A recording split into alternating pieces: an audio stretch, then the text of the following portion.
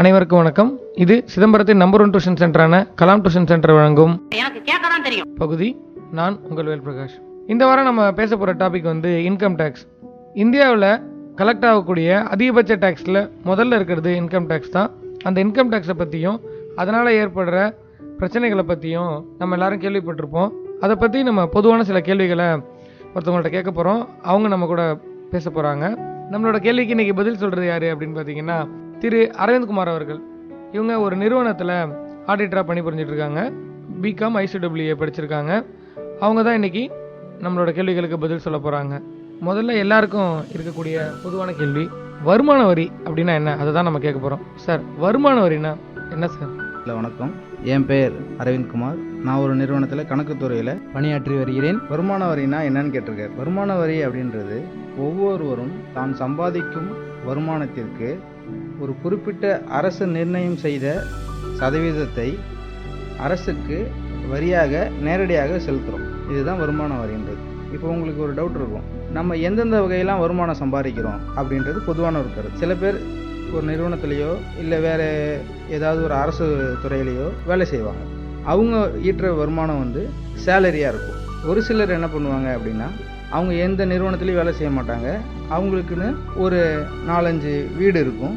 அந்த வீட்டில் வந்து வாடகை வருமானம் வரும். ஒரு சிலர் என்ன பண்ணுவாங்கன்னா, சொந்தமாக ஒரு தொழில் நடத்திட்டு இருப்பாங்க. அது மூலியமாகவும் அவங்களுக்கு வருமானம் வரும். ஒரு சிலர் என்ன பண்ணுவாங்கன்னா, சம்பளமும் வாங்கலாம், பிஸ்னஸும் பண்ணலாம், இல்லை வீட்டு மூலியமாகவும் வாடகை வருமானமும் பெறலாம். இதில் ஏதாவது ஒன்று தான் இருக்கணும்னு இல்லை, இதுலேருந்து பல வகையில் கூட அவங்களுக்கு வருமானம் வரும். இது இல்லாமல் மூலதன லாபம் அடைவாங்க. அது எப்படின்னா கேபிட்டல் கெயின்னு சொல்லுவாங்க. நம்ம ஒரு அசட், நம்மக்கிட்ட ஒரு லேண்டோ ஒரு வீடோ இருக்குது, அதை விற்று அதுலேருந்து லாபம் சம்பாதிச்சோம்னா அந்த லாபத்தை வருமான வரி சட்டத்தின்படி கேபிட்டல் கெயின் அப்படின்னு சொல்லுவோம். அப்படிப்பட்ட வருமானமும் நம்ம வரிக்கு உட்பட்டது அப்படின்றத நம்ம முதல்ல தெரிஞ்சுக்கணும். இது இல்லாத இந்த சேலரி, ஹவுஸ் ப்ராப்பர்ட்டி மூலிமா கிடைக்கக்கூடிய வருமானம், பிஸ்னஸ் பண்ணுறது மூலிமா கிடைக்கக்கூடிய லாபம், நம்மளுடைய அசட்டை விற்று அதன் மூலிமா கிடைக்கக்கூடிய கெயின், இதை தாண்டி இதர வருமானம் ஏதாவது இருந்ததுன்னா அதையும் நம்ம வரிக்கு உட்பட்டு இந்த 5 ஹெட்லேயும் நமக்கு எவ்வளோ வருமானம் வருது, ஒரு நிதியாண்டுக்கு இந்த 5 ஹெட்லேயும் எவ்வளோ வருமானம் வருது அப்படின்றத கணக்கிட்டு அதில் அரசு நிர்ணயம் பண்ண சதவீதத்தை அரசுக்கு நேரடியாக வரியாக செலுத்துகிறோம். இதுதான் வருமான வரின்னு பொதுவாக சொல்கிறாங்க.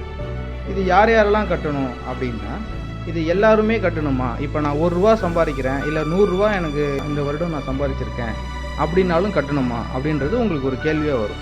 அதுக்கு இந்த வருமான வரி சட்டம் ஒரு சீலிங் லிமிட்டை ஃபிக்ஸ் பண்ணியிருக்காங்க. அது என்ன சீலிங் லிமிட்னா, தனிநபராக இருந்தாங்கன்னா 2.5 லட்சம் வரைக்கும் அவங்க அந்த நிதியாண்டில் பெறக்கூடிய வருமானத்துக்கு வரி விலக்கு கொடுக்குறாங்க.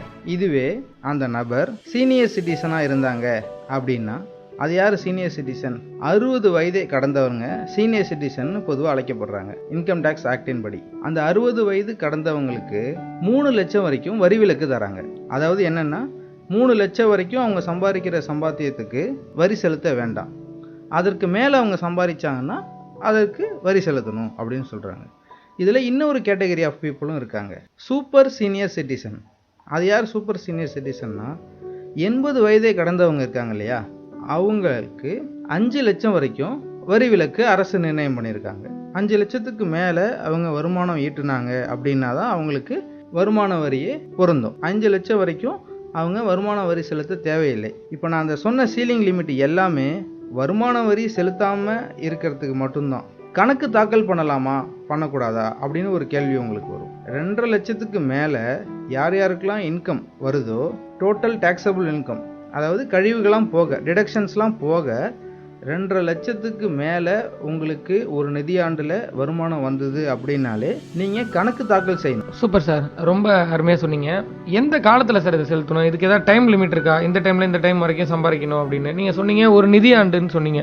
ஒரு நிதியாண்டு அப்படின்றது வந்து என்ன, எதெல்லாம் அந்த நிதியாண்டுக்குள்ளே வரும், எந்த மாதிரியான செயல்கள்லாம் வரும் அப்படின்றத கொஞ்சம் சொன்னீங்கன்னா நல்லாயிருக்கும். பொதுவாக நிதியாண்டு அப்படின்னாலே ஏப்ரல் 1ஆம் தேதியிலிருந்து மார்ச் 31 வரைக்கும் இருக்கக்கூடிய காலகட்டத்தை நிதியாண்டு அப்படின்னு சொல்லுவோம். அதாவது financial year 1 April to 31 March, அதை வந்து ஒரு நிதியாண்டு அப்படின்னு சொல்லுவோம். ஏப்ரல் 1ஆம் தேதியிலிருந்து மார்ச் 31ஆம் தேதி வரைக்கும் நீங்கள் ஈட்டின எல்லா வருமானத்திற்கும், வரிக்குட்பட்ட வருமானம் எல்லாத்துக்கும் நீங்கள் வரி செலுத்தும்படியும் இருக்கும். அதை எப்போ சார் கட்டணும் அப்படின்னு உங்களுக்கு ஒரு கேள்வி வரும். இதை என்ன பண்ணுறாங்க அப்படின்னா, ஏப்ரல் 1ஆம் தேதியிலிருந்து மார்ச் 31ஆம் தேதி வரைக்கும் இருக்கிற உங்களுடைய மொத்த வருமானத்தை கணக்கிட்டு அடுத்து வரும் நிதியாண்டுல கால்குலேஷன் பண்ணி ஒரு டைம் லிமிட் ஃபிக்ஸ் பண்ணியிருக்காங்க. அந்த டைம் லிமிட்குள்ள நீங்க வருமான வரியை தாக்கல் செஞ்சு உங்களுடைய வரியை அரசுக்கு செலுத்தணும்.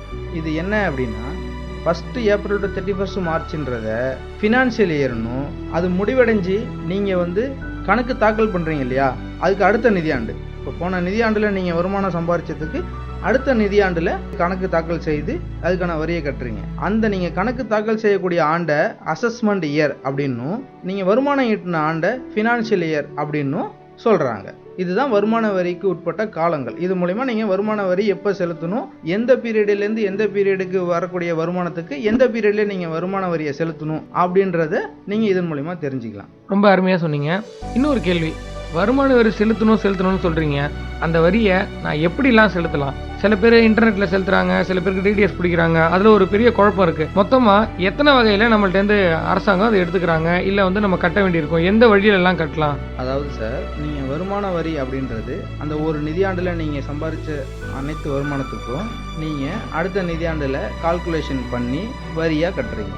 அப்படி கட்டக்கூடிய வருமான வரி செல்ஃப் அசஸ்மெண்ட் டேக்ஸ் அப்படின்னு சொல்றாங்க. அதாவது சுயமா நாமளே மதிப்பீடு செஞ்சு நமக்கு எவ்வளவு வருமானம் வந்திருக்கு, எந்தெந்த சோர்ஸ்ல இருந்து வந்திருக்கு, அது சேலரியா வந்திருக்கா, ரெண்ட் மூலியமா வந்திருக்கா, கேபிட்டல் கெயின் மூலியமா வந்திருக்கா, பிசினஸ் மூலியமா வந்திருக்கா, இல்ல இதர வருமானங்கள் ஏதாவது வந்திருக்கா, இதெல்லாம் நம்மளாவே செல்ஃபாவே அசஸ்மெண்ட் பண்ணி அசஸ்டு இன்கமுக்கு வருமான வரி எவ்வளவு நம்மளே கால்குலேட் பண்ணி நம்மளாவே கட்டலாம். இது ஒரு முறை. அப்படி இல்ல வேறு சில வரிகள் மூலமாவும் வருமான வரி பிடித்தம் செய்யப்படுறாங்க. எப்படி, ஒரு எடுத்துக்காட்டு பார்ப்போம். நீங்க பேங்க்ல ஒரு ஃபிக்ஸ்ட் டெபாசிட் போட்டிருக்கீங்க. ஃபிக்ஸ்ட் டெபாசிட்ல இருந்து நமக்கு கொடுக்கக்கூடிய வட்டி இருக்கு இல்லையா, இன்ட்ரெஸ்ட் கொடுக்குறாங்க இல்லையா, அதுக்கு நமக்கு வருமானம் கொடுக்கும் பொழுதே அதுக்கு உண்டான டேக்ஸை அவங்க வித்ஹோல்டு பண்ணிக்கிறாங்க. அதை டிடிஎஸ்ன்னு சொல்கிறோம். ஃபார் எக்ஸாம்பிள், நமக்கு ஒரு 20,000 ரூபா வட்டி வருது இந்த வருடம், நம்ம போட்டிருக்கக்கூடிய ஃபிக்ஸ்ட் டெபாசிட்லேருந்து 20,000 ரூபா வட்டி வருது அப்படின்னா அதில் அவங்க 10% பிடிச்சிக்கிறாங்க. பிடிச்சிட்டு பாக்கி 18,000 நம்ம அக்கௌண்ட்ல கிரெடிட் கொடுக்குறாங்க. இந்த 2,000ன்றது என்ன அப்படின்னா டிடிஎஸ்ன்னு சொல்கிறாங்க, டேக்ஸ் டிடக்டட் அட் சோர்ஸ். அதாவது நம்ம சம்பாதிக்கக்கூடிய வருமானத்துக்கு யார் நமக்கு அந்த வருமானத்தை வழங்குறாங்களோ அவங்களாவே டிடிஎஸ் பிடிச்சிக்கிறாங்க. அந்த டிடிஎஸ் பிடிச்ச டிடிஎஸ் அவங்க என்ன பண்ணுறாங்க அப்படின்னா நம்மளோட பேன் நம்பரில் நம்மளோட அக்கௌண்ட்ல கிரெடிட் கொடுத்துட்றாங்க. நம்ம எப்போ செல்ஃப் அசஸ்மெண்ட் டேக்ஸ் கட்டுறோமோ அப்போது இந்த டிடிஎஸை ரெடியூஸ் பண்ணிக்கிட்டு ரிமைனிங் டேக்ஸை மட்டும் கட்டினா போதும். இப்போ ஏற்கனவே நம்ம செல்ஃப் அசஸ்மெண்ட் டேக்ஸ் மூலியமாகவும் நம்ம வருமான வரி செலுத்தலாம். இது மாதிரி வேறு சில மூலியமா நமக்கு எங்கெங்கெல்லாம் வருமானம் வருதோ நமக்கு கொடுக்கக்கூடிய டேக்ஸும் பிடிச்சிக்கிறாங்க. அதை ஃபைனலாக நம்மளோட டேக்ஸ் லையபிலிட்டியை ரெடியூஸ் பண்ணிட்டு ரிமைனிங் கட்டினா மட்டும் போதும். அது நமக்கு கிரெடிட் கிடைச்சிரும். இருந்தாலும் இது ஒரு வழி மூலியமா நமக்கு டேக்ஸை கவர்மெண்ட் எடுத்துக்கிறாங்க. இது மட்டும் இல்லாமல் இன்னொரு முறையா நம்ம வருமான வரி செலுத்துறோம். இப்போ ஒரு தனிநபருக்கு ஆண்டுக்கு செலுத்த வேண்டிய வரி 10,000க்கு மேல இருக்கும் பட்சத்தில் அவர் போன வருஷம் இல்ல இந்த வருஷம் அவர் அசஸ் பண்ணி முன்னாடியே பாக்குறாரு, உத்தேசமா பாக்குறாரு, 10,000க்கு மேல அவருக்கு இன்கம் வரும், 10,000க்கு மேல டாக்ஸ் வரும் அப்படின்னு அவர் டிட்டர்மைன் பண்ணிட்டாரு அப்படின்னா அவரு அட்வான்ஸாவே டாக்ஸை கட்டியிருக்கணும். அதாவது நம்ம ஏற்கனவே பார்த்தோம் இல்லையா, ஒரு நிதியாண்டு முடிஞ்சு கணக்கீட்டு ஆண்டுல தான் எப்பயுமே நம்ம வருமான வரி தாக்கல் செஞ்சு வருமானத்துக்கு உண்டான வரியை கட்டுவோம். ஆனா 10,000க்கு மேல நான் டாக்ஸ் கட்டும்படியான சூழ்நிலை ஏற்படும் பட்சத்துல நம்ம அந்த நிதியாண்டுலேயே ஒவ்வொரு குவார்ட்டருக்கும் ஒரு குறிப்பிட்ட சதவீதத்தை முன்கூட்டியே கட்டி வச்சிடறோம் நம்ம அக்கௌண்ட்ல. அது யார் யாரெல்லாம் கட்டணும், எல்லாருமே கட்டணுமா அப்படின்னு கேட்டு நமக்கு ஆண்டு வருமானத்துக்கு டேக்ஸ் போடுறோம் இல்லையா, அந்த டேக்ஸ் வேல்யூ 10,000க்கு மேல வரும்னு நம்ம உத்தேசம் பண்ணிட்டா நம்ம முன்கூட்டியே வரியை கட்டி வச்சுக்கணும் ஒவ்வொரு குவார்ட்டருக்கும். அது என்ன சதவீதத்தில் கட்டணும், எப்படி கட்டணும் அப்படின்னா ஃபர்ஸ்ட் குவார்ட்டர், அதாவது ஏப்ரல் டு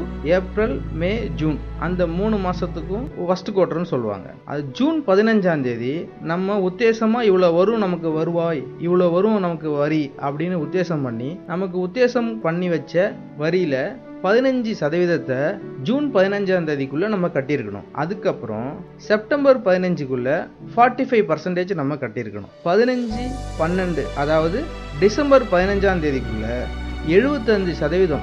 அந்த 75% அப்படின்றது எதில் கால்குலேஷன் பண்றாங்க அப்படின்னா நம்ம இவ்வளவு வரும் அப்படின்னு உத்தேசம் பண்ணி வச்சிருக்கோம் இல்லையா வரி, அந்த உத்தேசம் பண்ணி வச்சிருக்கக்கூடிய வரியில 75% நம்ம டிசம்பர் 15க்குள்ள கட்டியிருக்கணும். மீதமுள்ள 25% நம்ம மார்ச் 15க்குள்ள கட்டி நம்ம முடிச்சிடணும். அதாவது அந்த வருடம் சம்பாதித்த பணத்திற்கு அந்த வருடமே அட்வான்ஸாக வரியை செலுத்தி வைக்கும் ஒரு முறை இருக்கு. இதுதான் அட்வான்ஸ் டேக்ஸ். அப்போ நம்ம அட்வான்ஸ் டேக்ஸாகவும் கட்டி வச்சிருவோம், இல்லை அந்த ஆண்டு முடிவடைஞ்சு கணக்கீட்டு ஆண்டு அதாவது அசஸ்மெண்ட் இயரில் செல்ஃப் அசஸ்மெண்ட் டேக்ஸாகவும் கட்டுறோம். அது இல்லாமல் நமக்கு வருமானம் வரக்கூடிய இடத்துலயே அவங்களும் டிடிஎஸாகவும் பிடிச்சிக்கிறாங்க. ஆக மொத்தம் இந்த 3 முறையில் நம்மக்கிட்டேருந்து அரசுக்கு வருமான வரி போய் சேருது. ஆகையால நீங்கள் கேட்ட கேள்விக்கு இந்த 3 முறையை நம்ம பயன்படுத்திக்கலாம். 2 வகையாக நம்ம அரசுக்கு வரியை செலுத்தலாம். ஒன்று ஆன்லைன், இன்னொன்று ஆஃப்லைன். ஆன்லைன் மூலயமா நம்மளோட பேங்க் அக்கௌண்ட்லேருந்து நேரடியாக நம்ம அரசுக்கு வரியை செலுத்தலாம். அப்படி இல்லை அப்படின்னா பேங்க் சலானை பயன்படுத்தி பேங்க்கில் போய் கட்டலாம். இந்த 2 வழியை பயன்படுத்தி நம்ம வருமான வரி அரசுக்கு செலுத்தலாம். இன்னும் நிறையா கேள்வி இருக்குது சார், இருந்தாலும் ரொம்ப நேரமாக பேசுகிற மாதிரி தெரியுது. அதனால் இந்த வார பகுதியை இதோட நிறுத்திப்போம் சார். இன்னும் நிறையா கேள்விகள் இருக்குது, தொடர்ந்து அடுத்த வாரங்கள் இதை பற்றி பேசுவோம். தொடர்ந்து கேட்போம். இது கலாம் டியூஷன் சென்டர் வழங்கும் கேள்விகளை நீ கேட்கிறாயா அல்லது நான் கேட்க? நீ கேட்காத, நானே கேட்கறேன், எனக்கு கேட்கதான் தெரியும் பகுதி. ஆடிட்டர் அரவிந்த்குமார் அவர்களுடன் உங்கள் வேல்பிரகாஷ். நன்றி.